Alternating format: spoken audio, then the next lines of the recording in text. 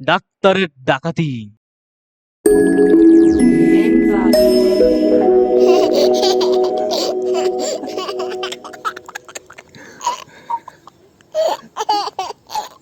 আপনি বাংলাদেশে কি চাকরি করতেন? আমি একজন এমবিবিএস ডাক্তার। বাংলাদেশের খুলনায় একটা প্রাইভেট হাসপাতালে চাকরি করতাম। কি, আপনি ডাক্তারি বাদ দিয়ে আমেরিকা আইছেন আমার এই ফার্মেসির দোকানে সেলসম্যান হিসেবে চাকরি করার জন্য?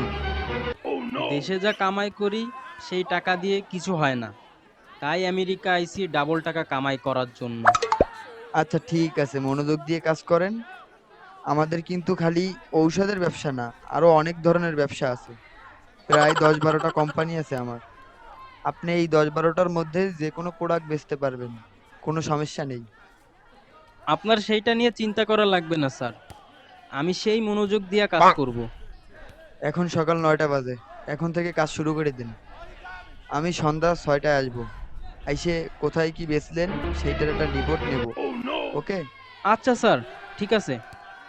কি খবর রহিম সাহেব, কতজনের কাছে মাল বেচছেন? স্যার, একজনের কাছে। কি, মাত্র একজনের কাছে মাল বেচছেন? আমার তো মেলা সেলসম্যান আছে, তারা তো অনেকজনের কাছে মাল বেচছে। আপনি মাত্র একজনের কাছে বেচছেন? তা কত টাকা বেচছেন আপনি?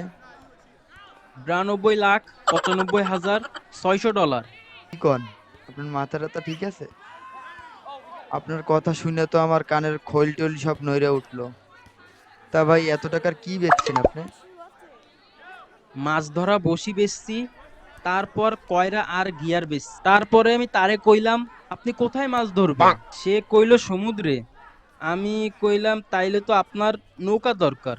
আমাদের ফ্যাক্টরি থেকে একটা নৌকা বেচলাম। তারপরে তারে কইলাম, এই নৌকা নিয়ে যাওয়া আসার জন্য তো একটা ট্রাক দরকার। সে বলল, হ্যাঁ দরকার তো। তার কাছে একটা ট্রাকও বেচলাম। তারপরে কইলাম, আপনার মাছ ধরতে যদি রাত হয়ে যায়, থাকবেন কই রাতে? আপনার তো তাঁবু কিনা লাগবে। তার কাছে একটা তাঁবুও বেচলাম। এই সবগুলো বেচার পরে এই টাকা হইছে। আপনার কথা শুনে আমি তো তাক লেগে গেলাম। এটা কিভাবে সম্ভব ভাই? এত টাকার মাল একদিনে বেচে ফেলে দিলেন?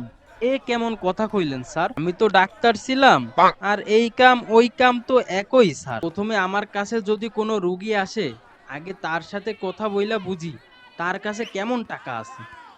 তারপরে তারে আমি কমপক্ষে 6টা পরীক্ষা দেব, দিয়ে বইলা দেব অমুক জায়গা থেকে এটা পরীক্ষা করবেন, নাইলে কিন্তু রিপোর্ট ভালো আসবে না। আর ওইখান থেকে পরীক্ষা করলেই তো আমার কমিশন। রোগী আমার কাছে আসার পরে রিপোর্ট দেখি আর না দেখি, কমপক্ষে 14টা ওষুধ লেখবই। ঔষধ যত লেখবো ততই তো আমার কমিশন। ওষুধ কোম্পানি থেকে আমারে প্রতি বছর 1 থেকে 2 লাখ টাকার জিনিস দিত। কোনো সময় ফ্রিজ, টিভি, মোটরসাইকেল ও দিছে আমার। ভাই তুই ভাই না, তুই তো আমার বস।